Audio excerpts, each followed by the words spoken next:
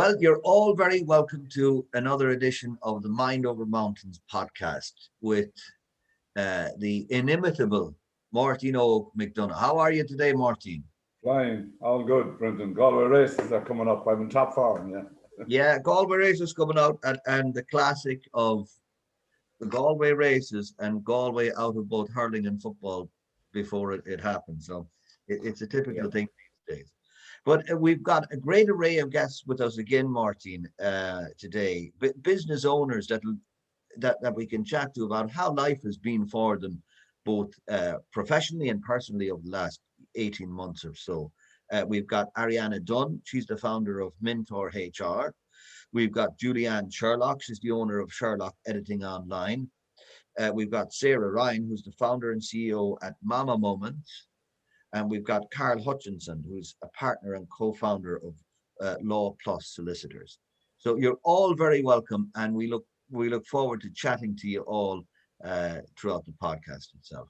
Martin, we start every podcast with a bit of a chat on certain topics. What I wanted to ask you today, really, you work a lot, Martin, with business owners that are operating at a very high level and maybe have achieved a lot in their business and are certainly from the outside look as though they're very successful people.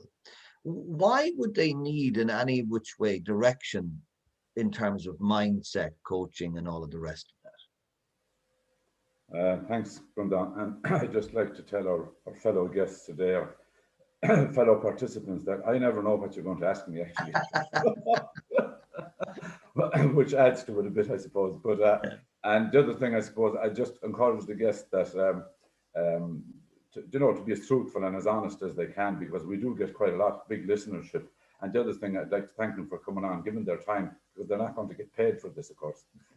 But getting back to your question, Brendan, it's a very good question, actually. And I suppose normally when people talk about a life coach or or a mentor or an executive coach, like, some people will look at the person who might consider going to a coach, that there's something wrong with them. But what I'm finding now in the last 6 or 7 months particularly is that, as you quite rightly pointed out, that people who are operating at a high level, running their businesses and so on, they want to stay there, and they want to make sure that, that they have a good balance, and that they're creating a good balance in their lives. And that's what I help them with. And as somebody who was self-employed myself for over 30 years, and I ran 2 very successful businesses, but I lost both businesses in the last financial crisis. And I know what it's like to be operating at a very high level, and it can become a real big monster in your life, to the detriment of a lot of other things. So what I do isn't rocket science, Brendan, but I get people to maybe try to improve that balance by making changes in certain areas, that they end up having a better work-life balance, and that they're happier people. So that's basically what I do. But I suppose that the high achieving people are looking at all areas of their life now, and I think especially coming out of COVID, because a lot of people, it'll be interesting to see both the guys here now what they've changed in their own lives. A lot of people have made a lot of changes, and people are walking a little bit more. They're out in the fresh air a bit more. The swimming went, the numbers for people swimming went through the roof, as you know. There's people cycling. There's people doing different things, but it's important, I think, for everybody maybe just to keep a percentage of that and not let the busy work take over again. Yeah. And I'm going to flip the question over in another way.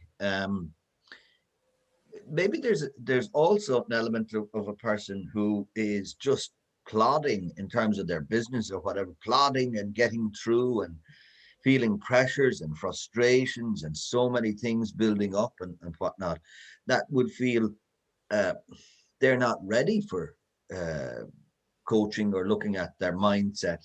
Maybe forget about coaching for a while, but they're not ready to take time to look at mindset or to look at other aspects of their life, or how work-life balance should work or anything like that. I know myself from looking at a lot of businesses in early stages, maybe, that they would think that work-life balance is the last thing that they have to look at. What they have to look at is drumming up business and getting enough revenue in and turnover and all that sort of stuff. What would you say to people at that level of their business? Well, I do a couple of different courses, Brendan, and we touch a little bit on that, particularly in one of them, where we get people to look at their influential factors. And everybody has positive influential factors and negative influential factors.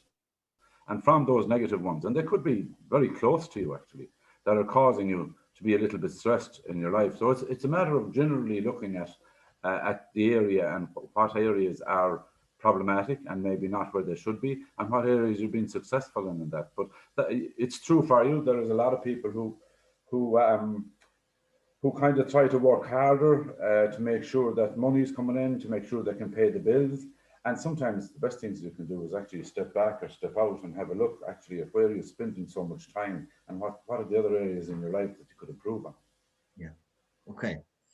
Martin, thanks very much. And it's true. I didn't give you any prep on the questions, but I'd love to.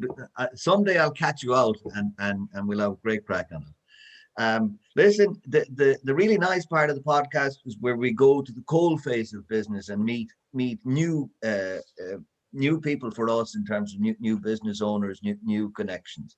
And for me, we discover a lot of new businesses, Martin, that are very interesting. I'll start with Sarah Ryan. You're the founder and CEO at Mama Moments, and just in prep for this, I was showing my wife the website. It's fantastic. So tell us about the website itself, Mama Moments. But tell us, Sarah, I suppose the purpose of this podcast is to learn about how life has been for you professionally and personally over the last 18 months. Well, thanks for having me on to begin with. And it's very interesting because I've actually started a second business since last year as a result of COVID, and I'll get to that. But I guess what really speaks to what Martin was just saying about work-life balance is that the reason I started Mama Moments was because that I had my first child at the beginning of 2014, and I struggled. It was quite a traumatic birth, and I struggled with my mental health afterwards, and that went undiagnosed, which unfortunately is really, really common in Ireland. We don't have great support for new moms who were struggling or in identifying moms who were struggling. And I found that when I went back to my corporate job, I wasn't able to have the work-life balance that I really desired. I was tearing out of the house before my son woke up. My husband was dropping him to crash. I was racing into my corporate job. I was head of marketing for an international company. It was, very intense, a lot of responsibility. And then sort of racing home to pick my son up, to, throw dinner down his throat and then straight to bed. And there was no time as a family. And it really just felt very misaligned for me. And obviously, because of my own personal journey with my mental health, I was aware, and sort of a year on, when my son was a year old, and talking to other people who had children for the first time or around the same time as me, and people started opening up about how hard they'd found it. And I would have had no idea, friends of mine, I thought they totally had it together, and I was the only one struggling. So I became aware of this. The fact that women feel they have to hide the realities. And that's where the idea for Mama Moments came from, because it broke my heart to see how many of us struggle in silence around this, and that we feel we have to martyr ourselves to parenthood and always put everyone else's needs ahead of our own, and that there's this perfect mother, which we see perpetuated in the media and on social media. And the idea of taking time for yourself is just at the bottom of the to-do list constantly. So I wanted to create, well, first of all, a conversation around how self-care is not selfish. It is self-preservation. It is part of looking after your entire being, mentally, emotionally, spiritually, physically. And I wanted to make it easier. So first of all, I have these conversations through my social platforms, through my mailing list, but I started self-care boxes as well. So you can get them on subscription or you can buy them just on demand. They make great gifts for new moms because we all get a lot of baby grows and really nothing for ourselves. So the idea of getting a gift that's just for you to encourage you to take care of yourself. Yes, you have this amazing new little human, but everybody knows that and all the attention goes there. But here's something that's just for you to remind you that it's okay to step away and reconnect with yourself as a person. And whether that looks like going for a walk around the block to get some physical movement and some fresh air, whether it looks like using a really nice bath oil and just meditating in the bath for 10 minutes. And also, the reason it was called Mama Moments was because, especially at the beginning, when you have a very young baby, everything is pared back to basics, to eating enough food, getting, rather than grabbing a chocolate bar, grabbing something a little healthier, getting a shower every day. It's really pared back to basics. Self-care is literally taking care of yourself. It's not about painting your nails or luxuriating in this bubble bath. It's literally, what do I need? Have I drunk enough water today? Have I had any fruits and vegetables today? Have I had any moment today where there isn't another human physically attached to me? And encouraging people that when they do have those small little moments, whether that's nap time or after the baby goes asleep, to make the most of those moments. And that's why it's called Mama Moments. So each box has 5 products that help you maximize that moment, to make that sort of self-care ritual just for you, to help you feel a little bit better. And also because, as I said, of the community and the conversations that we have, knowing that you're not the only one to feel like this. So I started that business back in 2018, and after 12 months, I left my corporate job and went into it full time.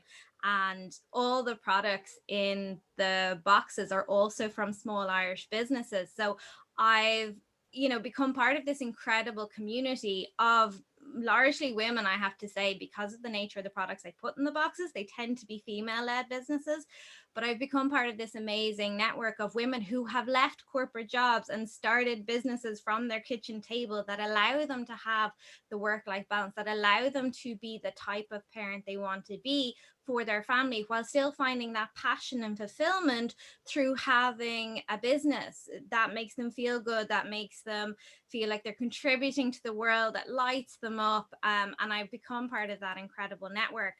And Mama Moments has just turned 3, but from very early on, I was constantly getting messages from others, business owners going, who did your website, or who did your branding, or how do you do this on social media, or how are you bringing customers? And because, as I said, I worked in marketing and corporate, that's my background. So I've done most of this myself. But then because I was constantly getting these questions from other small businesses, I actually went into coaching last year. So that's why all this talk of mindset, I'm like, yeah, that's me. So as well as running Mama Moments, I now work with a handful of female business owners here in Ireland who are really looking to grow their businesses without sacrificing their own mental health or their time with their family. So I'm kind of now on both sides of it, which is quite interesting. And just to clarify that then, Sarah, so the coaching that you're doing is kind of coaching other female entrepreneurs, would it be, in terms of the marketing elements of although it's not just marketing, it's really whatever they need in terms of even the mindset of feeling like it's okay to want to grow a business, that it's okay to want more than just being a mom, shall we say, quote unquote. I do tend to specialize in working in the marketing, because what I find, a lot of people start their businesses and having given a lot of thought, or perhaps don't understand the importance of figuring out their brand story or who their dream customer is. And that's very hard to grow your business if you don't know what the core values of your own business are and who you're trying to help or serve with your services or products. So what I generally find, even when I start working with people who've been in business 3+ years, is that the reason they're struggling to grow is because they're trying to be all things to all people, and they haven't really figured out their niche. They haven't figured out who they want to work with or how Sure. they want to help that person. So that I end up in that space quite a lot. That's great. That's great. Great to hear that. Really positive stuff. And as I said, I love the website. And actually, the beauty of it is, um, Martin, on a different kind of a topic, there was another very male-oriented website that I found interesting called, I think it was called Beer Cloud, where you you could basically send fellas boxes of craft beer. Not saying that women don't drink craft beer, but this was focused on fellas. But for this, I think it's great because I've known so many new mothers, will say, over the last couple of years, and to be able to send them a gift like this would be great as well, you know. So listen, thanks very much, Sarah. Can I talk now to Julianne Sherlock? Tell us about your business, Sherlock Editing Online, and how the year has been for you on a personal level. Hi, Brandon. Yeah, my business kind of grew from years of working in communications and PR for a football club. And unfortunately, I lost my job there because of Thierry Henry's handball against Ireland. And that I always tell people that he owes me a job because the FAI cut the funding to the package for the club that I was working with, Monaghan United Football Club. Right. So anyway, I took the love of writing and creating content for there and kind of PR stuff.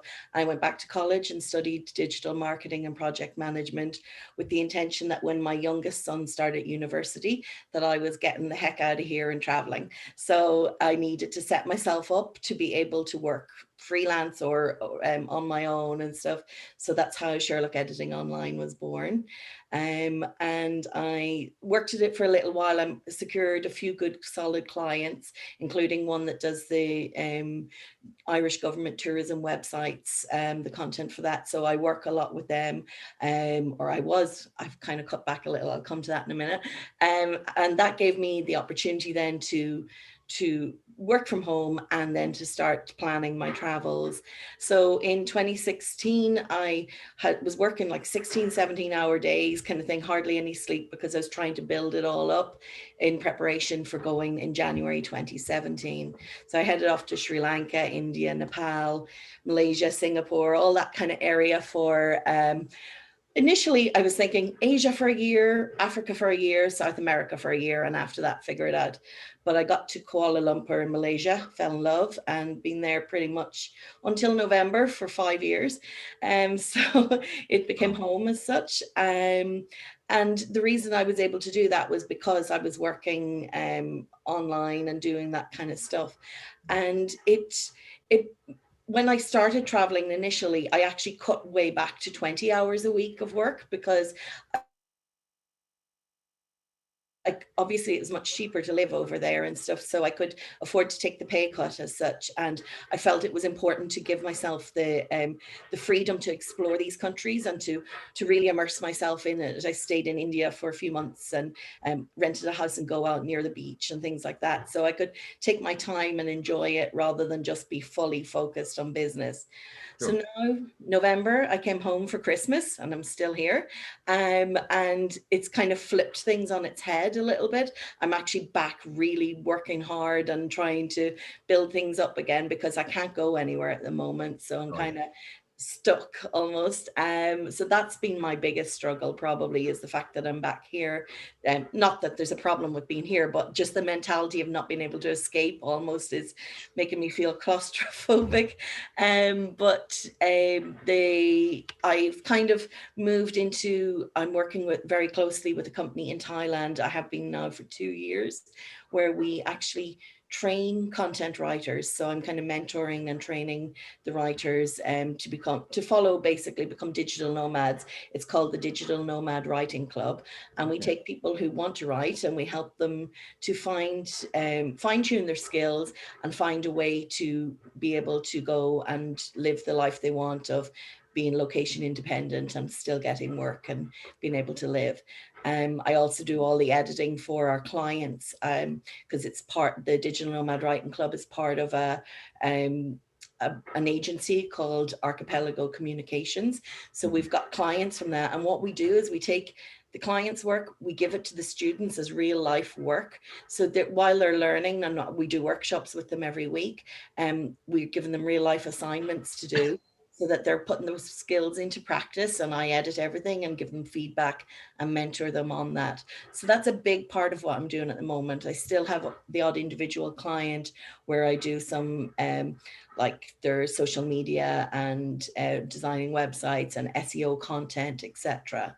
But I've kind of pared it back a little bit on the company, the Irish company. I'm just writing articles for their magazine now, because I was finding it was just becoming too much again, of having to juggle being online for them all day in Ireland and then doing Thailand at night. So I kind of decided, nope, it's time for me to get my head back in the game of having a little bit more time to actually relax and enjoy life. Great, great, great, great. Very interesting. And the fact that you can manipulate in a way the online work so that you can travel and all the rest of it is brilliant. And it's a great thing in modern life that we can do. Let me go to Ariana John, founder of Mentor HR. And again, Ariana, let's hear about Mentor HR, but about Ariana Dunne as well in terms of the last year. Yeah, well, actually, Mentor HR is just one of the things that I do. So I actually have about 11 different sources of income. So it's just one part of my multiple. I sort of refer to myself as a multi-hyphenate. So I suppose as a bit of a background, I worked for 16 years in the media industry. So very fortunate to work for some of the biggest publishing companies in the world, like the Daily Mail Group, Bauer Media.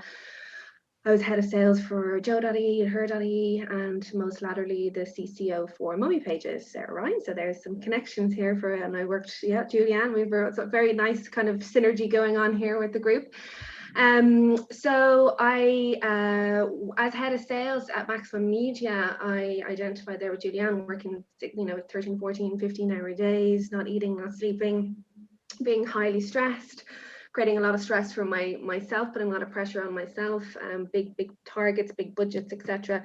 So not proud, but I suffered some burnout around that time, not wanting to glamorize it. That's become the glamorizing sort of stage of burnout now, but it was a serious health issue.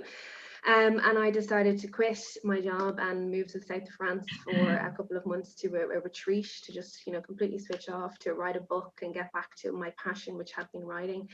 And during that time, I did some analysis of my life and where I wanted to take it and what I wanted to do. And I knew that I wanted to kind of retrain and create an environment for myself where I could work for myself and have all of that work-life balance that we talked about at the top of the hour. So I retrained as a coach, as a life coach and a business coach, and worked then for 2 years when I came back from the south of France, worked for 2 years as CCO, saved up enough money to buy my apartment. I wanted to kind of have my ducks in a row before I started working for myself, because I know how hard that is to get a mortgage when you're single like me. I don't have any children. So bought my apartment, got myself kind of into a position of being able to then quit my job again and start working for myself. So my whole plan really was to not have all my eggs in one basket. My plan was to try and have numerous eggs in numerous baskets so that I didn't put any pressure or stress on any one thing. I was trying to avoid pressure and stress as much as I could. So I trained as a coach. So primarily what I do now is do private coaching, corporate coaching. Where I trained as a coach, I actually now teach coaching. So I teach certificates and diplomas via Mindstream organization. So I work very closely with Sean Farrell there, teaching a whole new range of students and to go out into the world of coaching, which I think is so important in today's COVID and post-COVID world. I have a recruitment company, which is Mentor HR. I'm also a celebrant. I perform weddings and baby naming ceremonies. And I do some consulting. I work with Irish Country Magazine as the advertising manager. I also have a coaching column with Irish Country Magazine. And I do lots of different kind of social media consulting courses. I work with the Digital Marketing Academy of Ireland, teaching digital marketing. So lots of different things, and people are always like, what the hell, like how do you do all of that? But I do a little bit of everything, right? So it's not like I'm consumed, it's not like I'm working all the hours. It's a couple of hours here and a couple of hours there. And when you work for yourself, you work in a 7-day week world, right? So, you know, I choose when I have my days off. Like I play golf twice a week, and I've just come back from a trip from Doolin.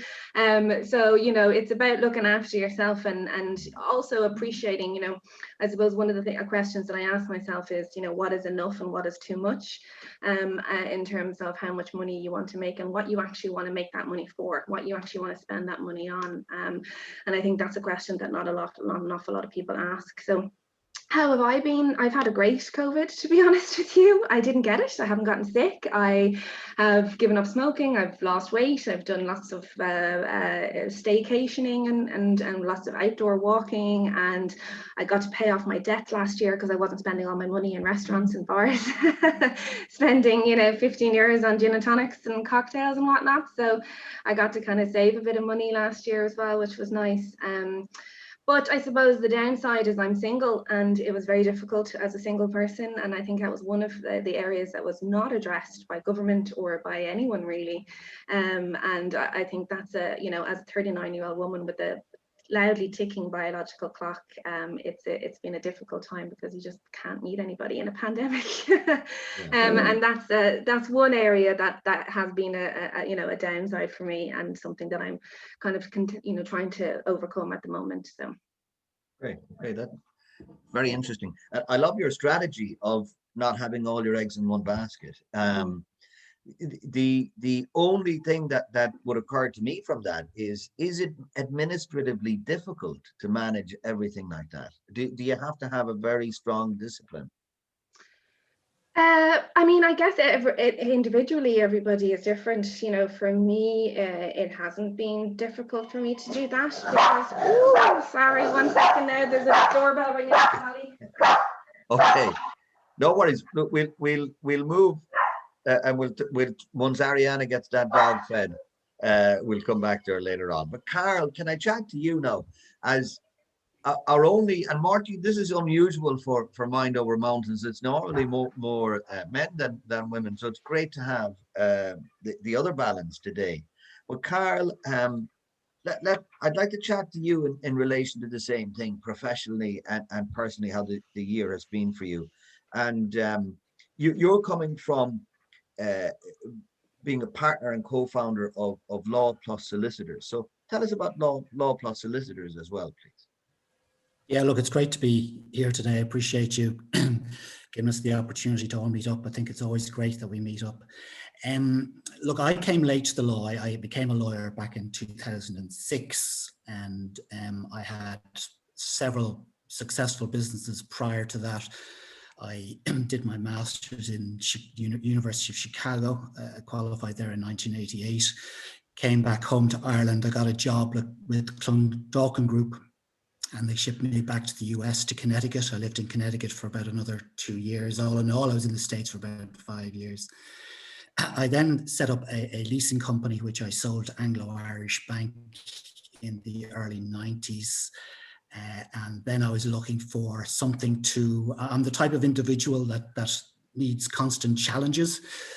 So I had the opportunity to set up a business in Singapore, so I can relate to Julianne. I lived in Singapore for 6 years. The Far East is a wonderful place. I'd recommend people, if they have the opportunity, to get out there and visit it. I sold that business. It was an IT related business. I sold it in 2000 to Crown, an Australian firm. And I came back to Ireland. I had my wife in Singapore. I came back to Ireland and I was looking for, yet again, a new challenge. My wife became pregnant and my youngest son, who's now 20, was born in 2001. So I decided I would take the time out to basically stay at home and raise him. And like every good husband, I sent my wife out to work. And she supported us for a couple of years, which was great. But during that time, I decided I wanted a new challenge. So I decided to become a lawyer for my sins. And really, it was a great thing for me to do because it kept the old brain cells ticking over. It was a very challenging thing to do, I think, at that stage in my life. I think I was in my I was 36, 37 at the time. it took me 2 years to qualify into the Law Society, and then I qualified as a solicitor in 2006. And really what I bring to the law is a slightly different perspective, I think, because of my business background. The one thing that many lawyers themselves forget is that first and foremost, we as practitioners are business people.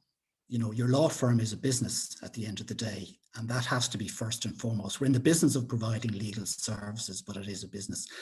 And I think that's forgotten about by many sole practitioners or small partnerships that are out there, but it's fundamental and front and center of what we do. And COVID has been an interesting time for us because we were a general practice and it was all consuming. I'd be working a lot of hours, as would my business partner. We'd be spending a lot of time in the courts, up and down and around the country. We'd be working on a national basis. All of our clients would be national as opposed to local. But the legal industry is a very competitive industry. I mean, our offices are based in Bray in County Wicklow, and within a 5-mile radius, there are 33 law firms. So it's highly competitive, and that's often forgotten about as well, just how competitive the legal industry is. I'm not saying not all industries are competitive, but the legal industry particularly is competitive. And of course, during the good times, prices were being cut, you know, across a lot of service sectors within the profession, especially in the areas of conveyancing. So it actually became quite difficult to make a profit. So we had to cut our cloth. We had a practice of 10 people. We cut it down to 4, and we've kept it at that level. And we've basically changed what we do and how we do it. And of recent times, especially since COVID hit, I'm at the twilight years of my career now at this stage, really. So I'm looking to try and find a mechanism and way by which I can generate revenues into the latter parts of my career without having to work all the hours that God sent. And that's why now, since COVID, we've been working on developing a brand new business model, a model that hasn't been worked before within the legal profession, and that's a subscription-based model. So what we have done is we've developed an online legal platform, and it's an online legal platform that's dedicated to small business owners, to startups, and to employers specifically. And I've done that because first, they have a passion for small business. I have an understanding of what small business is about. I have an understanding as to the challenges that small business owners face. But also, more importantly, I think it's an area and a sector of society that we as lawyers have neglected and to a large degree forgotten about. We haven't really been providing the types of services that small business owners need. We're neither providing the services nor are we providing it at a cost level that small business owners can afford. So that's why we've developed this online legal platform. It's not yet live. We'll be going live with it now in the next couple of weeks. But that's been taking up all of my time since COVID, really. It's been fairly intensive and very time consuming, building out all the content, because content is king for this type of a platform. But it's an exciting new challenge. It's one that I've enjoyed. And I think at the end of the exercise, really what we're looking to do is try and empower business owners to do a lot and deal with a lot of their legal issues themselves. Because at the end of the day, a lot of legal issues are not overly difficult. The problem is that a lot of lawyers make them overly difficult because it benefits them to do so. But in reality, a lot of the issues that small business owners face are not overly difficult. So our whole process is to try and simplify that and to try and empower business owners to be making a lot of these legal decisions themselves, but comforted in the fact that they have, you know, their own personal lawyer there to call upon as and when they need them. So that's our new model. It's a subscription-based model, and we'll be the first law firm in Ireland to provide that. So it's exciting time. It is exciting. It is exciting. And Martin, we've heard a lot of exciting stories here. But if I can synopsize this before I go chatting to you, if I'm going to pull a thread together here, you've got people who are molding businesses in order to look at suiting or work for their lives in many ways. So you've got Julianne, who, you know, crafted and molded her online business so she could travel. You've got Ariana, who's got the strategy of a lot of different eggs in a lot of different baskets so that she can look at being able to golf or go on staycations and all of that as well. And you look at Sarah, who's taking all of the pressures and stresses she had in the corporate world and creating something now that will benefit people in those moments they need and stress. And then you've got Karl, who's creating a different model of a business for himself as he looks forward and looks ahead. Each of these are very interesting, Martin. And still I can see and I can hear from each of these guys that there's still a scope for them to maybe to mold that little bit of time and all of that for themselves. But they're an example to other business owners, really, aren't they? And Martin, you're still on mute. I never thought I'd have to tell Martin this. Now you're on mute, Martin. Thanks for that. I think it's very interesting, the people we have on this morning, and I think our listeners will find it very interesting, because at the end of the day, this is a networking opportunity for people as well. But it's very nice to hear the varying roles and what people have, how they've formulated their business to best suit them and their situation for a lot of them. But I'm very aware, and I'm hearing a lot through everybody's conversation that there is a big emphasis on what they want to be doing and what they actually don't want to be doing. And there's a lot of it around, their mindset. The motivation isn't an issue with any of these people because they're doing a lot. And I'm very impressed with everybody, and a huge variety of stuff as well. But at the back of everybody's mind seems to be the thinking and the process of, okay, what can I do that suits where I am in my life now, that I won't have to be working long hours? And they're very mindful of that, and that's very interesting. And Karl, like there, as he said, he's coming to the twilight of his career, but what he has set up now looks like it will allow him that space to be able to, step back and not have to work as much. Ariana, as you said, like, she has a lot going on. But I think the honesty that everybody has shown, like Ariana mentioned, the struggle for a single person and all that, and that's very interesting. Julianne mentioned, struggles because she was trying to get her businesses going, the change back to Ireland, and, the changes that brought for her personally. And Sarah, becoming a mother and, admitting to us on social media that, there was mental issues and how she's coping with that. So I'd say fair play to everyone for being so honest. I really enjoyed it, Tim. Yeah. No, absolutely. I think we've heard some really, really great stories throughout today. I'll just finish maybe with a quick question to each of you, if you don't mind. Your hopes for the next year coming. What do you hope to achieve for yourself in your business and your life? And if we can keep this to a minute or two, and maybe it'll be a good summation of where we're going. Start with you, Julianne. What's your hope for the next year? Apart from getting back to Southeast Asia, it's to develop the archipelago communications thing that I'm working on at the moment, because we've actually just about to launch a kind of we're calling it a content club, where we're offering small to medium enterprises an opportunity to have content created by our writers, and I'll be editing it and stuff, for like getting one a week for about €550 for the month. And it's a really good deal of complete SEO driven content, etc.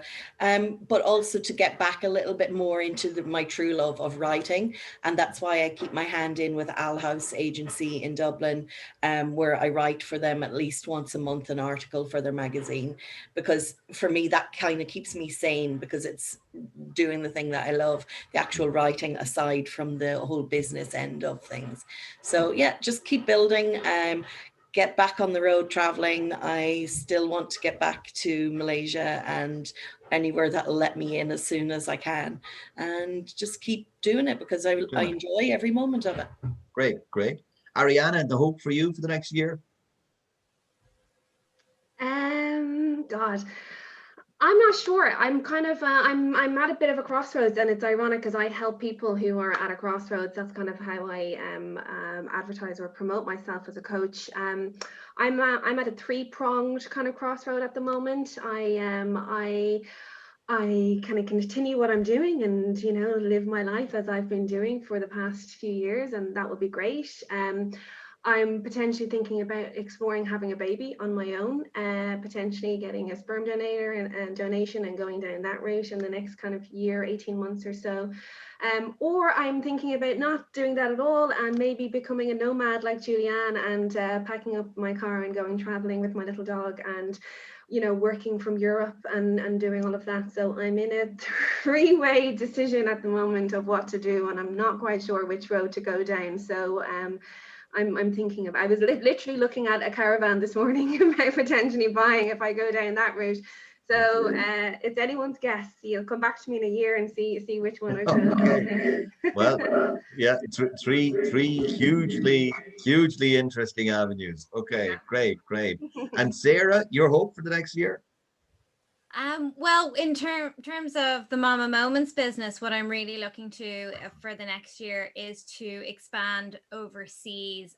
Most of my customers at the moment are based in Ireland, and what I really want to tap into is the Irish diaspora, people who are living in the States or in Australia or the UK, who are missing home and have become new moms and miss their family and would love this idea not only of self-care to encourage them to look after themselves, but that the products would be Irish and it would give them that connection to home. So that's where I'm really looking to take the Mama Moments business.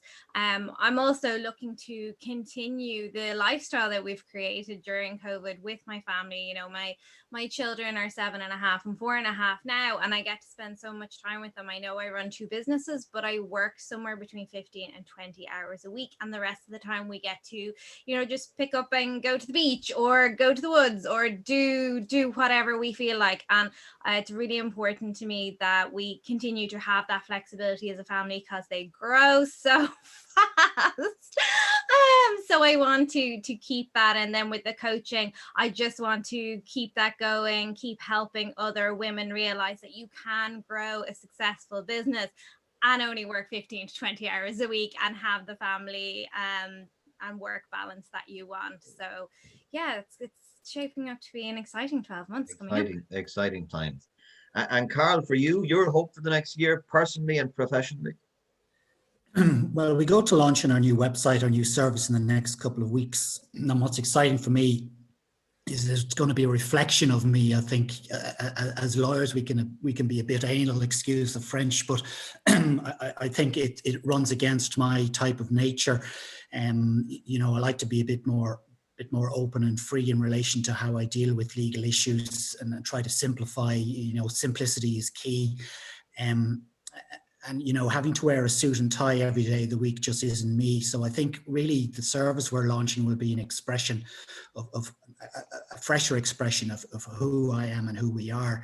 And I think that's going to be relatively consuming for the next 12 months, Brendan, to be honest. I think it's, you know, bringing it to launch and growing it and getting it to a level where I can get to this situation where I'm no longer having to work all the hours that God sent every day. I think probably will take upwards of 12 to 18 months. But of course, within that, you still have to try and get the balance right between life and work. And that's always been an important balance for me. And that's something that I'll always work to attain. But yeah, I'm excited. You know, it takes a lot for someone of, you know, my kind of stage in life to get excited about things. But yeah, I am excited about it and I'm looking forward to it.